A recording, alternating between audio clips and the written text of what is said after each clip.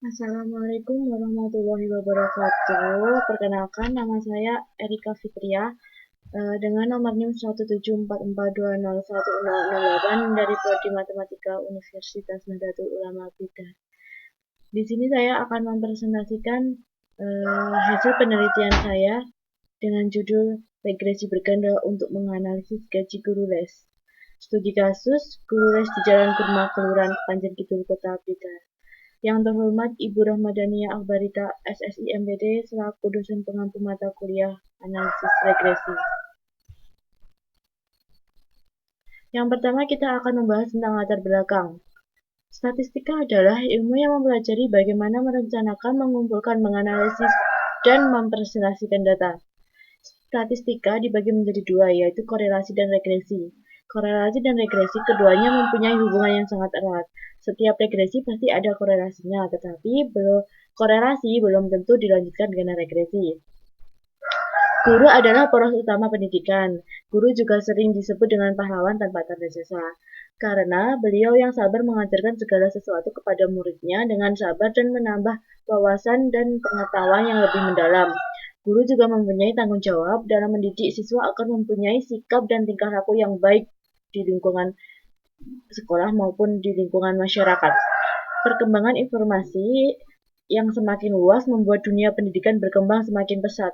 Hal ini membuat kebutuhan tenaga pengajar yang sesuai dengan keinginan dan kriteria menjadi prioritas untuk meningkatkan kualitas pendidikan. Pengajar pribadi adalah salah satu solusi yang ditawarkan, karena dengan adanya pengajar pribadi atau privat menjadi peserta didik menjadi lebih fokus. Selain itu, juga memudahkan peserta didik mendapat pendidikan tambahan selain dari sekolah. Kemudian, tujuan dari penelitian ini adalah untuk mengetahui persamaan regresi linear berganda dan interpretasinya. Yang kedua, mengetahui pengujian koefisien regresi. Yang ketiga, mengetahui perhitungan koefisien korelasi dan koefisien determinan. Yang keempat, untuk mengetahui perhitungan menggunakan aplikasi SPSS. Manfaat dari penelitian ini dapat disimpulkan bahwa penelitian ini memiliki manfaat untuk mengetahui bahwa gaji guru les itu berpengaruh terhadap usia dan pengalaman mengajar atau tidak. Manfaat untuk penelitian dapat digunakan untuk menambah pengalaman penelitian yang sudah pernah dilakukan. Manfaat untuk pembaca dapat digunakan untuk wawasan atau referensi di bidang analisis regresi dalam kehidupan sehari-hari. Selanjutnya tentang metode penelitian. Penelitian ini dilakukan pada bulan Juli 2020. Tempat penelitian ini di lingkungan Kelurahan Kepanjen Kidul, tepatnya berada di Jalan Kurma, Kota Blitar. Memilih tempat tersebut karena memiliki data yang mudah diambil di sekitar dan tempat tersebut merupakan daerah tempat tinggal peneliti. Jenis data yang peneliti ambil adalah data primer. Data primer adalah sumber data penelitian yang diperoleh secara langsung dari sumber aslinya. Data primer biasanya berasal dari wawancara, kuesioner, atau hasil pengamatan objek tertentu. Dengan cara melakukan wawancara kepada orang perorangan dengan pertanyaan yang sudah sesuai dengan tema penelitian yang peneliti ambil, yaitu tentang gaji guru les privat sebagai dependen atau Y, usia sebagai X1, dan pengalaman mengajar sebagai X2. Selanjutnya tentang uji instrumen penelitian. Sebelum melakukan penelitian, itu pertanyaan-pertanyaan itu harus diuji instrumen penelitian terlebih dahulu. Yang pertama itu ada uji validitas. Uji validitas merupakan suatu ketepatan dari suatu instrumen atau pengukuran. Dari hasil perhitungan sebuah korelasi akan diperoleh suatu koefisien korelasi yang berguna untuk mengukur tingkat dari validitas suatu item serta menentukan apakah suatu item tersebut layak digunakan atau tidak. Di mana layak atau tidaknya item tersebut dapat diuji dengan uji signifikansi valid jika berkorelasi signifikan terhadap skor total. Dapat disimpulkan untuk menentukan pertanyaan tersebut valid atau tidak valid dengan nilai signifikan 5% atau 0,05. Jadi uji validitas itu bisa dilihat jika R hitung lebih besar dari R tabel, maka bisa dikatakan valid.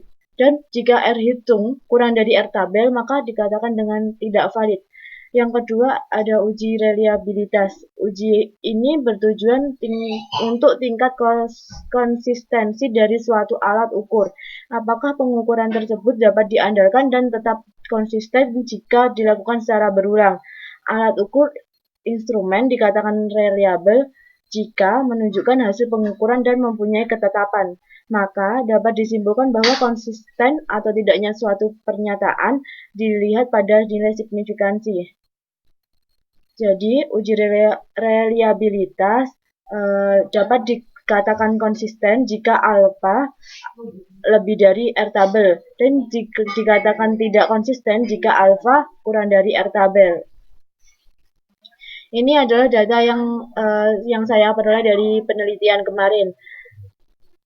Jadi gaji sebagai Y itu misalnya data yang pertama itu 20.000 per pertemuan, terus usianya 30 tahun dan lama mengajarnya 12 bulan. Yang data yang kedua, gaji 15.000 per pertemuan, usianya 26 tahun dan lama mengajarnya 8 bulan. Dan seterusnya. Ini datanya dan seterusnya sampai data yang ke-10. Selanjutnya kita menguji validitas. Nah, di sini dengan catatan menggunakan SPSS dengan total X1 itu nilainya 0,996 dan X2 itu 0,999. Dilihat dari person correlation. Jadi ini tabel pembantu biar mudah untuk menyatakan valid atau tidaknya pernyataan tersebut. Jadi R hitungnya itu person correlation itu sebagai R hitung. R hitungnya yang X 0,996 dan X2 0,999 dan yang Y adalah 1,00. Dengan R tabel 5% dengan jumlah N 10 itu R tabelnya mendapatkan nilai 0,632. Jadi R hitung lebih besar dari R tabel. Dapat dinyatakan bahwa semua pernyataan itu adalah valid dan dapat dipakai dalam penelitian selanjutnya. Jika pernyataan tersebut tidak valid, maka harus diganti dengan pernyataan yang lain atau menghilangkan pernyataan tersebut. Selanjutnya adalah uji reliabilitas. Uji reliabilitas itu dapat dilihat pada tabel di samping bahwa alfa bernilai 0,932 dengan ketentuan alfa lebih dari R tabel sama dengan konsisten. Jadi 0,932 lebih besar dari 0,632 adalah konsisten. Jadi kesimpulannya dapat disimpulkan bahwa untuk semua pernyataan dalam penelitian ini adalah reliable. Regresi ada dua macam, yaitu regresi sederhana dan regresi berganda. Regresi sederhana didasarkan pada hubungan fungsional ataupun kasual antara satu variabel independen dengan satu variabel dependen. Persamaan umum regresi sederhana itu Y sama dengan A plus B kali X. Kemudian regresi berganda. Regresi berganda adalah suatu alat analisis peramalan nilai pengaruh dua variabel atau lebih terhadap variabel terikat. Untuk membuktikan ada atau tidaknya hubungan fungsi atau hubungan kasual antara dua variabel bebas atau lebih dengan satu variabel terikat. Analisis regresi berganda merupakan perkembangan dari analisis sederhana. Kegunaannya yaitu untuk meramalkan nilai variabel terikat atau variabel dependen atau Y. Apabila variabel bebas lebih dari dua variabel, maka itu dikatakan dengan regresi berganda. Persamaan regresi berganda secara umum adalah Y sama dengan A plus B1 kali X1 plus B2 kali X2 ditambah sampai seterusnya sampai Bn Xn. Ini adalah hasil dari persamaan regresi berganda dari hasil penelitian yang saya teliti. Jadi dapat dilihat di situ nilai nilai konstan itu adalah y dengan nilai 21,912, dengan kemudian X1 itu nilainya negatif 0,827 dan X2 1,880. Jadi, dengan data SPSS tersebut dapat disimpulkan bahwa persamaan regresi berganda adalah Y sama dengan 21,1912 dikurangi 0,827 X1 plus 1,88 X2. Selanjutnya tentang koefisien korelasi. Koefisien korelasi adalah nilai derajat hubungan linear antara satu variabel dengan variabel yang lain. Untuk mengetahui keeratan hubungan antara dua variabel dengan menggunakan koefisien korelasi adalah dengan menggunakan nilai absolut dari koefisien korelasi tersebut. Untuk mengetahui korelasi antara variabel X1 dan X2 adalah dengan rumus R sama dengan B1 sigma X1Y plus B2 sigma X2Y dibagi dengan sigma Y kuadrat. Dengan perhitungan sedemikian seperti ini. Yang pertama itu koefisien korelasi antara gaji atau Y dan usia atau X1. Jadi hasilnya R Y,1 sama dengan N X1Y dan seterusnya dimasukkan seperti itu dan menghasilkan hasil 1,27754. Dan yang kedua, koefisien korelasi antara gaji atau Y dan lama mengajar atau X2 dengan rumus sebagai berikut itu menghasilkan hasil 0,0001296991. Selanjutnya ada uji asumsi klasik dan uji statistik. Yang pertama, uji asumsi klasik. Itu ada uji multikolinearitas, adalah keadaan di mana pada model regresi ditemukan adanya korelasi yang sempurna atau mendekati sempurna antar variabel independen. Yang kedua, uji normalitas. Tujuan uji normalitas ini untuk mengetahui apakah nilai residual yang dihasilkan dari regresi terdistribusi secara normal atau tidak. Beberapa metode uji normalitas yaitu dengan melihat penyebaran data pada sumbu diagonal pada grafik normal probability plot. Yang ketiga, uji autokorelasi. Model regresi yang baik adalah yang tidak terdapat masalah autokorelasi. Model pengujian menggunakan uji Darwin-Watson. Yang keempat, uji heteroskedastisitas adalah keadaan di mana dalam model regresi terjadi ketidaksamaan varian dari residual pada satu pengamatan ke pengamatan yang lain. Model regresi yang baik adalah tidak terjadi heteroskedastisitas. Selanjutnya tentang uji statistik. Pengujian hipotesis bagi koefisien linear regresi berganda dapat dilakukan secara serentak atau keseluruhan. Pengujian regresi linear perlu dilakukan untuk mengetahui apakah variabel-variabel bebas secara bersamaan memiliki pengaruh terhadap variabel tak bebas. Ini hasil dari data yang saya peroleh. Yang pertama tentang uji normalitas. Jadi ini yang pertama tentang grafik plot. Ini grafiknya dengan keterangan karena data atau titik penyebaran di sekitar garis diagonal dan mengikuti arah garis diagonal, maka data dikatakan berdistribusi normal. Dan yang bawah ini hasil dari SPSS perhitungan. Berdasarkan hasil uji normalitas di atas, diketahui nilai signifikansi 0,200 lebih dari 0,05, maka dapat disimpulkan bahwa nilai residual berdistribusi normal. Ini dapat dilihat dari sini yang 0,200. Yang selanjutnya, uji multikolinearitas. Ini hasil SPSS-nya. Jadi dapat dilihat bahwa nilai toleransi X1 ini adalah kurang dari 0,10, yaitu X1 dengan nilai 0,015 dan X2 juga 0,015, maka artinya terjadi multikolinearitas.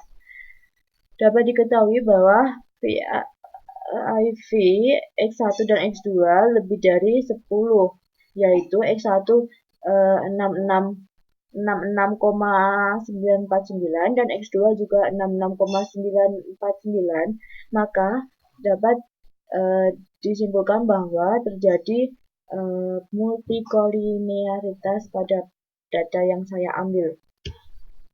Yang ketiga adalah uji heteroskedastisitas. Ini adalah hasil dari SPSS saya.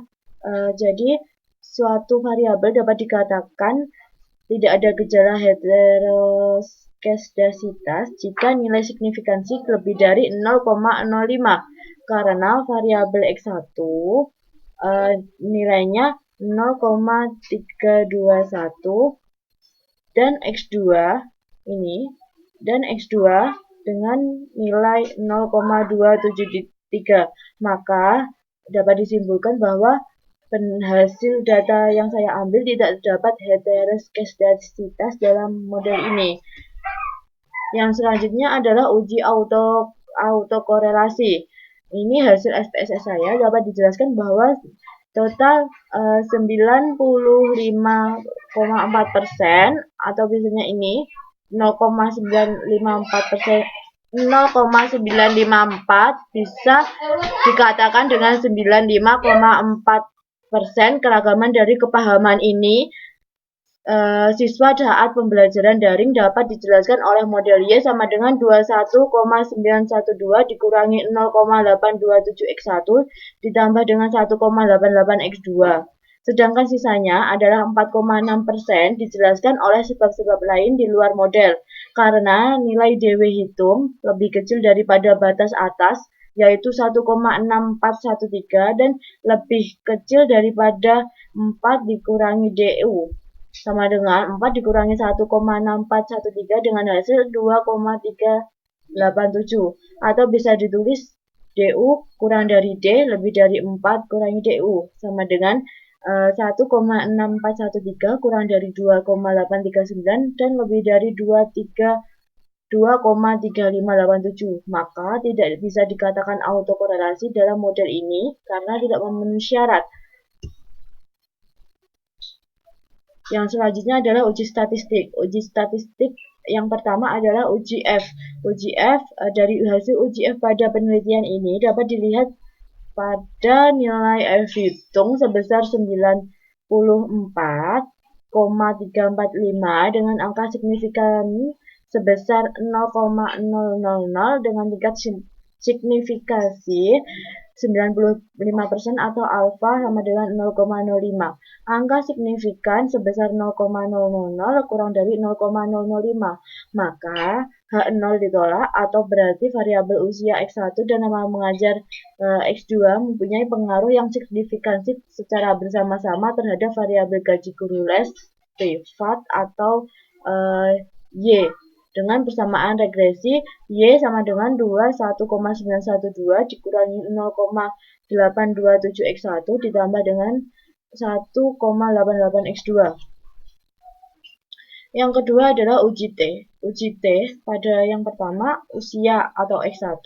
Hasil pengujian dengan SPSS diperoleh untuk variabel X1 diperoleh nilai T hitung negatif 1,273 dengan tingkat signifikansi 0,244 dengan menggunakan batas signifikansi 0,05, nilai signifikansi tersebut lebih besar dari taraf 5%, yang berarti H0 diterima dan HA ditolak. Maka usia tidak mempunyai pengaruh terhadap gaji guru les privat.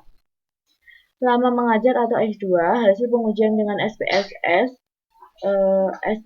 diperoleh untuk variabel X2 diperoleh dengan nilai T hitung sama dengan 2,935 dengan nilai signifikansi 0,022 dengan menggunakan taraf batas signifikansi 0,05, nilai signifikansi tersebut lebih kecil dari taraf 5%, yang berarti H0 ditolak dan HA diterima, maka lama mengajar mempunyai pengaruh terhadap gaji guru les privat tersebut. Selanjutnya tentang koefisien determinasi atau R2, R kuadrat. Dengan hasil SPSS di atas, bahwa hasil tersebut menunjukkan besarnya R kuadrat sebesar 0,954. Hal ini berarti 95,4% gaji guru les privat dapat dijelaskan oleh variasi dari variabel usia dan lama mengajar, sedangkan sisanya 4,6% dijelaskan oleh sebab-sebab yang lain di luar model. Nilai SEE 0,92655, maka semakin kecil nilai SEE akan membuat model regresi semakin tepat untuk memprediksi variabel dependen atau Y. Kesimpulan, berdasarkan hasil dari pembahasan di atas, maka dapat disimpulkan bahwa persamaan regresi berganda atau Y sama dengan 21,912 dikurangi 0,27 X1 ditambah 1,88 X2 dengan uji instrumen penelitian dengan uji validitas dan yang menghasilkan semua pernyataan adalah valid, dan untuk uji reliabilitas yang menghasilkan semua pernyataan reliable. Nilai koefisien korelasi atau R sebesar 0,286508 dan koefisien determinasi atau R kuadrat sebesar 0,57301. Nilai koefisien determinasi sebesar 0,57301 atau pengaruh usia X1 dan lama mengajar X2 terhadap gaji guru les privat atau Y sebesar 0,57301 atau 57,301%. Diperoleh nilai F tabel sebesar 4,74 dan F hitung sebesar 7,240,333,5861. Jadi F hitung lebih dari F tabel itu bernilai H0 ditolak dan HA diterima, maka dapat disimpulkan bahwa usia X1 atau X1 dan lama mengajar atau X2 berpengaruh terhadap gaji guru les privat. Ini hasil dokumentasi. Yang sebelah ini adalah foto saat saya mewawancarai salah satu dari data yang saya ambil. Ini rekapan hasil data yang saya ambil, dan ini adalah video saat penelitian saya. Ya, ini saya Erika Fitria. Saya di sini mau Sekian presentasi dari saya. Kurang lebihnya mohon maaf. Wabillahi taufiq wal hidayah. Wassalamualaikum warahmatullahi wabarakatuh.